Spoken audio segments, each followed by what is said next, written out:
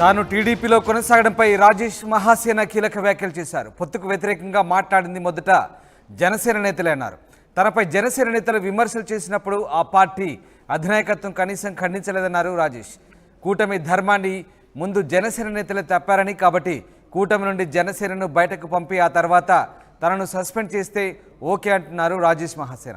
మైనార్టీలకు వ్యతిరేకంగా పవన్ వ్యాఖ్యలు సరికాదని, టీడీపీకి ఇంత మెజార్టీ రావడం రాష్ట్ర అదృష్టమన్నారు రాజేష్ మహాసేన. మొత్తం మీద తాను టీడీపీలో కొనసాగడానికి సంబంధించి రాజేష్ మహాసేన వివరణ ఇచ్చారు. ఆ పార్టీ తనపై జనసేన నేతలు విమర్శ చేస్తే ఆ పార్టీ అధిష్టానం కనీసం ఖండించలేదని, పొత్తుకు వ్యతిరేకంగా మాట్లాడినది మొదట జనసేన నేతలే అన్నారు రాజేష్ మహాసేన. కూటమి ధర్మాన్ని ముందు జనసేన నేతలే చెప్పారని, కాబట్టి కూటమి నుండి జనసేనను బయటకు పంపి ఆ తర్వాత తనను సస్పెండ్ చేస్తే ఓకే అంటున్నారు రాజేష్ మహాసేన. రైట్, రాజేష్ మహాసేనతో మా ప్రతినిధి శంకర్ ఫేస్ టు ఫేస్. ఇది SCCL steering committee member Saripalli Rajesh మనతో ఉన్నారు. ఆయనతో మాట్లాడే ప్రయత్నం చేద్దాం. రాజేష్ గారు చెప్పండి, అసలు టీడీపీ రాష్ట్రంలో ఇంత భారీ మెజారిటీ నెగ్గడాన్ని ఎలా చూస్తారు? ఇంత భారీ మెజారిటీతో నెగ్గడం అనేది నిజంగా ఈ రాష్ట్రం చేసుకున్న అదృష్టంగా భావిస్తున్నాం సార్. ఫస్ట్ ఎందుకంటే జగన్మోహన్ రెడ్డి గారు చాలా ప్రలోభాలు పెట్టారు, జనాన్ని డబ్బులు అలవాటు చేశారు. అయినా కూడా డబ్బులు కూడా మాకు వద్దు, అభివృద్ధికే మాకు కావాలని చెప్పి ఆంధ్రుడైన ప్రతి ఒక్కరు పౌరుషంగా ఓటేసి అభివృద్ధి ప్రదాత అయిన నారా చంద్రబాబు నాయుడు గారిని గెలిపించడం నిజంగా చాలా ఆనందంగా ఉందండి. పి గన్నవరం సీట్ కోల్పోయిన రాజేష్ తిరుగుబాటు ప్రయాణంలో లేకుండా టీడీపీ వెంటే ఉన్నారు. అయితే పవన్ కళ్యాణ్ని ఓడించాలంటూ రాజేష్ పిలుపునిచ్చారు. ఇప్పుడు జనసేనతో మీ యుద్ధం ముగుస్తున్నట్టేనా? సార్, మాకు ఇప్పుడు ఎవరితోటి యుద్ధం అంటే శాశ్వత శత్రువులు ఎవరు లేరండి. ఆ సందర్భానికి ఎవరైనా అరే తమ్ముడు అని పిలిస్తే అన్నయ్య అని మేము పలుకుతాం, ఎరా యాదవ అంటే ఎంతో కొంత మా దగ్గర నుంచి కూడా రియాక్షన్ వస్తుంది. ఇప్పుడు మేము తెలుగుదేశం పార్టీ ఎప్పుడు తెలుగుదేశం పార్టీతోనే ఉన్నాం, రాబోయే 30 సంవత్సరాలు తెలుగుదేశం పార్టీతోనే ఉంటాం. కానీ జనసేనతోటి మాకు ఇబ్బంది ఏమొచ్చిందంటే అండి, ఇప్పుడు చాలామంది అంటున్నారు కూటమికి వ్యతిరేకంగా మాట్లాడాడు రాజేష్ అని. కూటమికి వ్యతిరేకంగా మాట్లాడడం మొదలుపెట్టింది నేను కాదండి. కూటమి అభ్యర్థిగా పి గన్నవరం అభ్యర్థిగా నన్ను ప్రకటించినప్పుడు నేను కూటమి అభ్యర్థినని తెలిసి, తెలుగుదేశం పార్టీ అధికార ప్రతినిధిని తెలిసి కూడా అక్కడున్న జనసేన కార్యకర్తలు నిరసనలు, కారు అద్దాలు పగలగొట్టడాలు ఇవన్నీ చేశారు.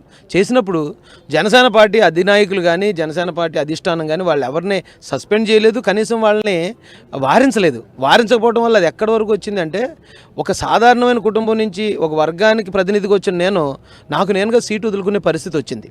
అప్పుడు కూడా మేము బాధపడలేదు. ఏంటి పొత్తులో ఉన్నా సరే వీళ్ళు ఎంత దారుణంగా ఎంత డైరెక్ట్గా చేసినా కనీసం ఆ జనసేన అధిష్టానం పట్టించుకోలేదేటని మేము బాధపడ్డాం. కానీ ఆయన రాజమండ్రి మీటింగ్లోకి వచ్చి బీజేపీ వారి కోసం 400 సీట్లు లేకపోతే మేము ప్రాణాలు ఇచ్చేస్తాను అన్నాడు. బీజేపీ 400 సీట్లు ఎందుకు అడుగుతుందంటే రాజ్యాంగానికి మార్చడానికి అని చాలామంది మేధావులు చెప్పారు. రాజ్యాంగాన్ని మార్చడం అంటే రిజర్వేషన్లు తీసేయటం, క్రిస్టియన్ ముస్లిం లోట్లు తీసేయటం, చాలా ఇబ్బందులు ఉంటాయి.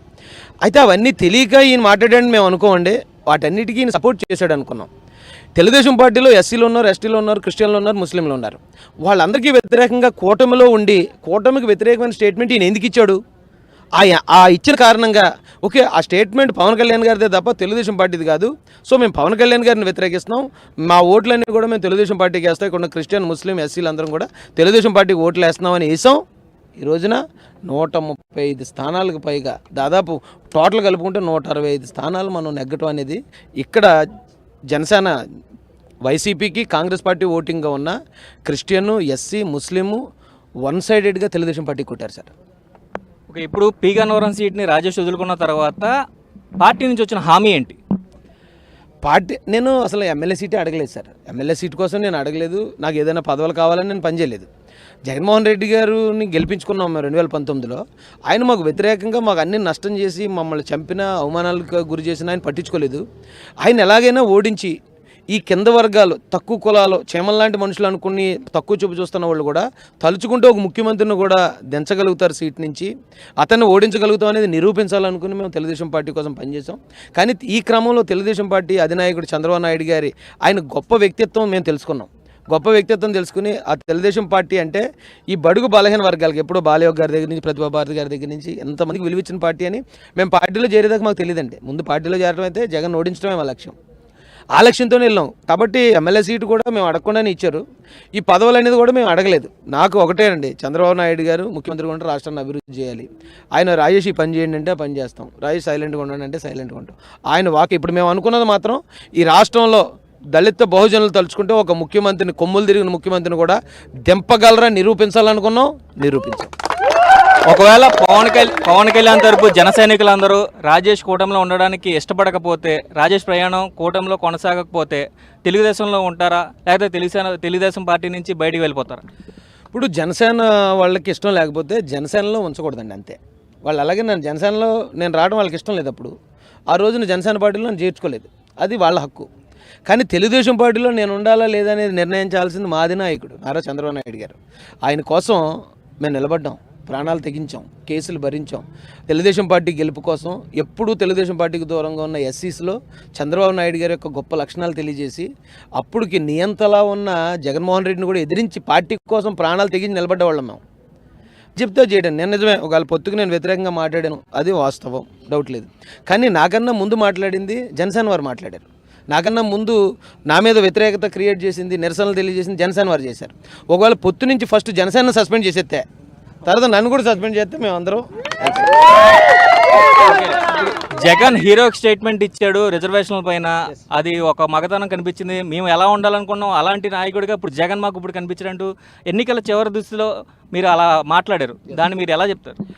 నేను మీకు ఫస్టే చెప్పానండి, ఈరోజు మీరు వచ్చి అన్నయ్య అని పిలిస్తే తమ్ముడు అని పలుకుతాను. ఈరోజు నన్ను ఎదవా అని పిలిచారంటే నేను అలాగే స్పందిస్తాను. ఆ రోజున జగన్మోహన్ రెడ్డి మాకు మోసం చేసినప్పుడు, అన్యాయం చేసినప్పుడు అతను ఓడించాలని మేము పనిచేసాం. ఓడించడానికి మా ప్రయత్నం మేము చేసాం, మేము సక్సెస్ అయ్యాం.